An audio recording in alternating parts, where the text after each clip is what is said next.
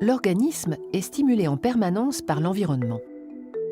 Les yeux réagissent à la lumière, le nez capte des odeurs, les oreilles sont sensibles au bruit, la langue perçoit la saveur des aliments,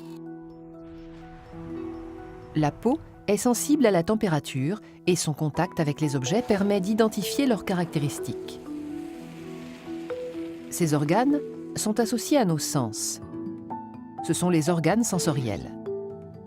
Quand un organe sensoriel est stimulé, il génère des messages nerveux. De nature électrique, ces messages se propagent depuis les organes sensoriels vers le cerveau ou la moelle épinière. On les appelle messages sensitifs afférents. Et ils empruntent le circuit des nerfs sensitifs. Le cerveau et la moelle épinière sont des centres nerveux. Ils analysent les messages nerveux sensitifs qu'ils reçoivent.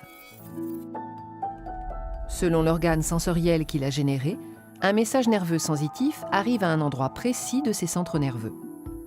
Par exemple, les messages issus des yeux arrivent dans la partie arrière du cerveau. Les messages issus de la peau arrivent dans la partie médiane, etc. L'arrivée des messages nerveux déclenche une analyse complexe et très rapide qui se manifeste par une communication intense au sein des centres nerveux. Des messages nouveaux sont générés et échangés.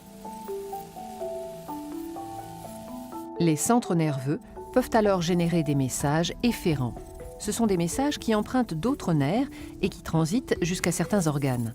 Par exemple, les nerfs moteurs sont spécialisés dans la communication des messages moteurs efférents vers les muscles. Lorsqu'un organe reçoit un message efférent, c'est un ordre qu'il reçoit du cerveau et qu'il doit exécuter. On dit que c'est un organe effecteur. Ici, un muscle reçoit l'ordre de se contracter. Dans certains cas, le fonctionnement de notre système nerveux peut être perturbé. Les bruits trop forts abîment les récepteurs sensoriels de nos oreilles, les rayons ultraviolets sont mauvais pour nos yeux et notre peau, etc. Ces dysfonctionnements sont parfois irréversibles. Il faut donc prendre soin de notre système nerveux dès l'enfance. La fatigue se manifeste par des difficultés d'analyse des centres nerveux. L'interprétation des messages sensitifs afférents est moins rapide et moins précise. Les messages efférents envoyés aux organes sont moins bien adaptés à la situation. Les consommations de drogue et d'alcool perturbent aussi le fonctionnement des centres nerveux et peuvent avoir des conséquences dramatiques pour l'organisme.